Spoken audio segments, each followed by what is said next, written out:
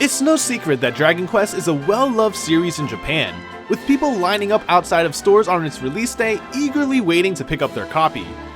However, despite their success in Japan, Dragon Quest has always had trouble gaining a foothold in the West.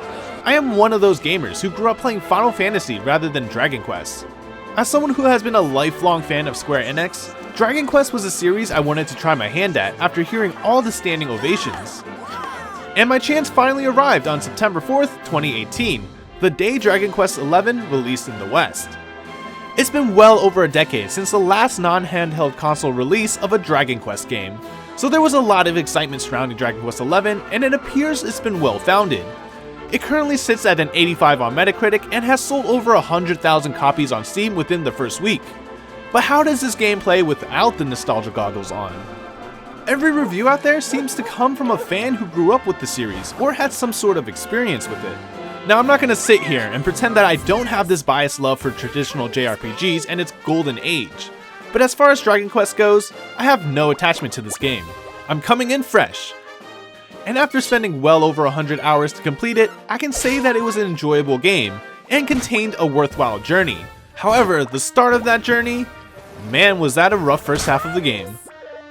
Up until this point, it felt like Dragon Quest was just a throwback to retro JRPGs, feeding on the nostalgia of fans, with its cliché stories, characters, and combat.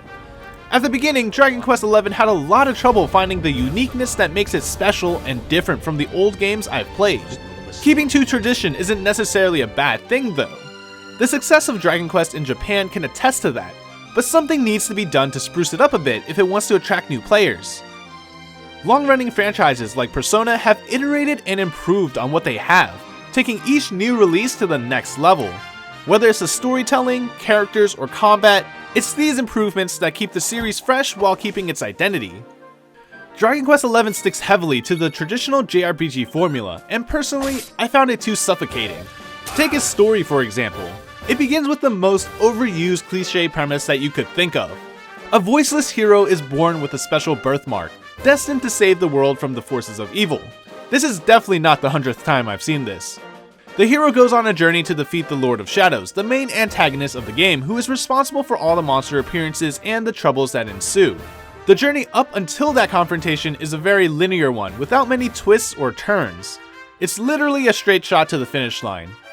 I've played my share of linear storylines, and it's not the end of the world, as long as I have interesting companions nearby that makes the experience fun and memorable.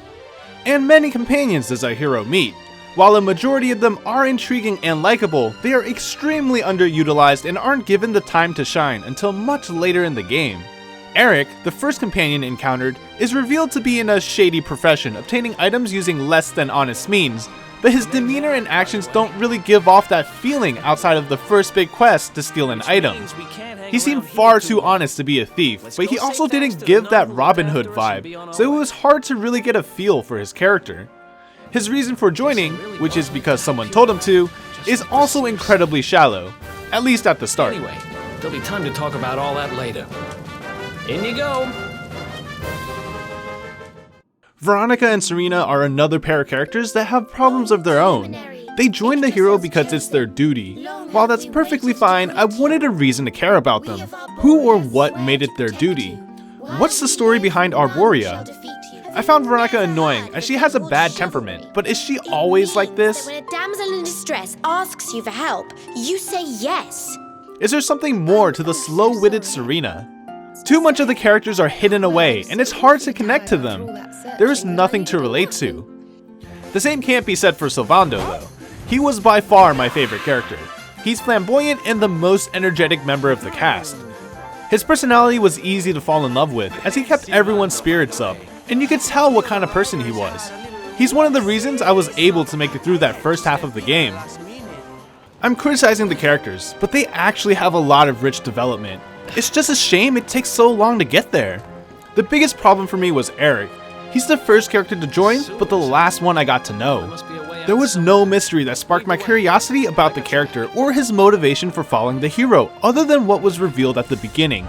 But he ended up having the backstory I liked the most. I also couldn't get into the antagonist of the story. An antagonist is someone you're supposed to hate because he's the biggest a-hole in the world, or he's someone you feel sympathy for because of his tragic circumstances that caused him to be the villain. But in Dragon Quest XI, he's just the bad guy to fill in that role. I didn't learn anything substantial about him until much later after his defeat. Characters were not the only thing I had trouble getting invested in at the start. It was also hard to get hooked on the subplots of each town I visited.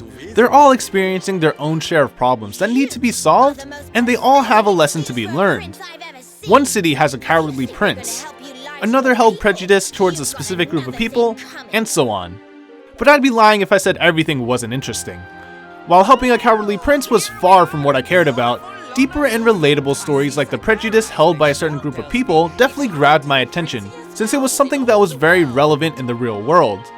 Despite the stories being a hit or miss, the towns themselves were designed remarkably. I loved how they based some towns after real-world locations, such as Honolulu being based off Honolulu with its inhabitants also having a Hawaiian dialect. Or you can look at Puerto Valor, which is based off Puerto Rico, and the people here have a Spanish dialect.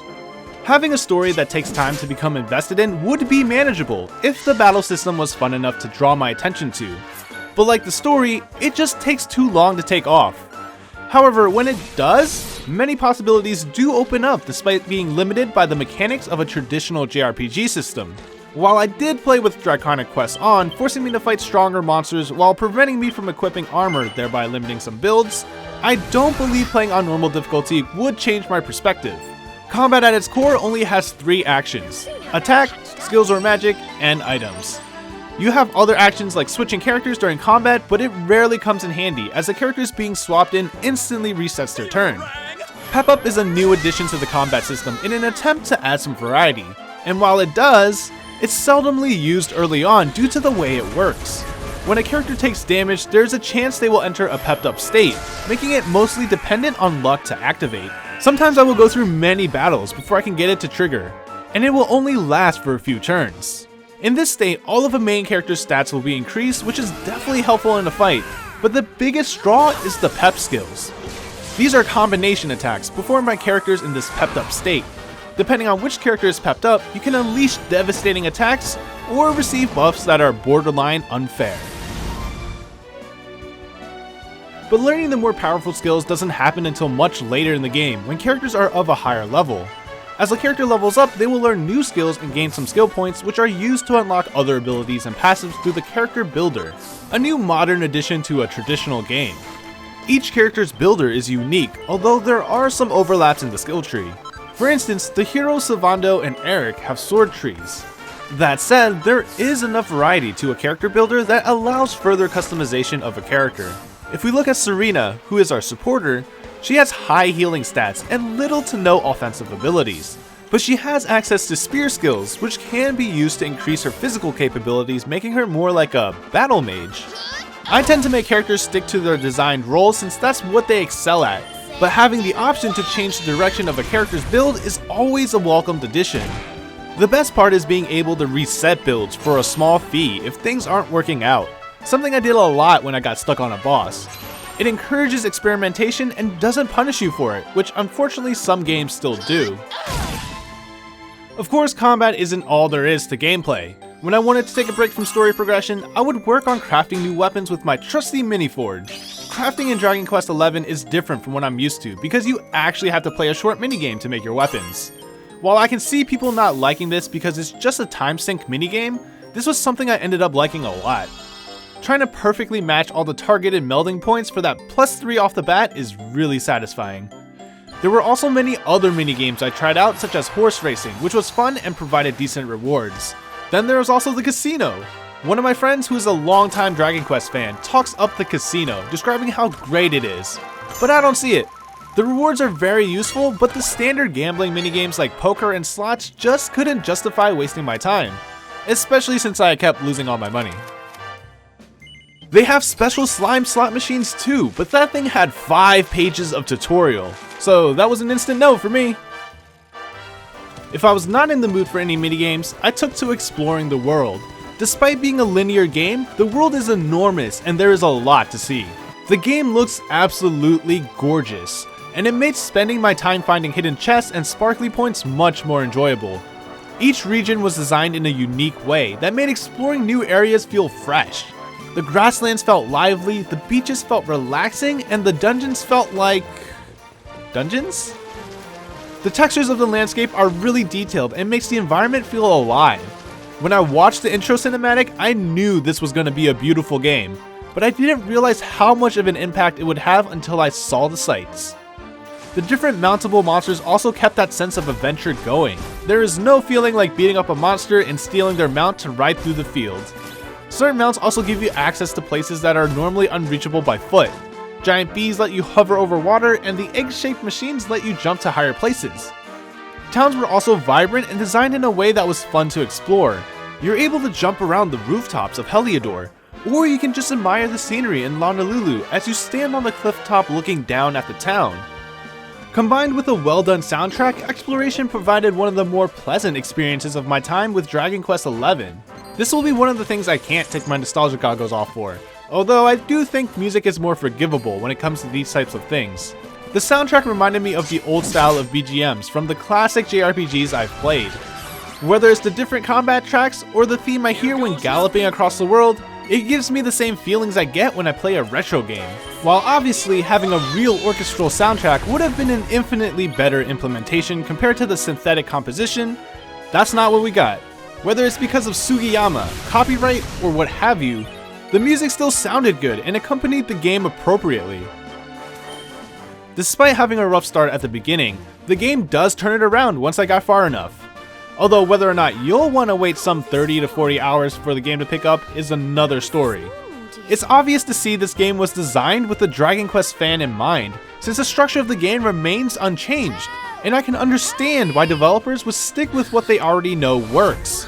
If it's not broken, don't fix it.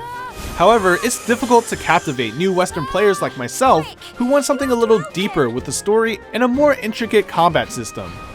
But for those who are looking for a traditional game that will give them that same feeling from the good old JRPG days, they will absolutely find it here. I'm not giving up on the series though. I'm interested in trying out the older DS re-releases to see how it compares to Dragon Quest XI, but I'm definitely not holding my breath for Dragon Quest XII.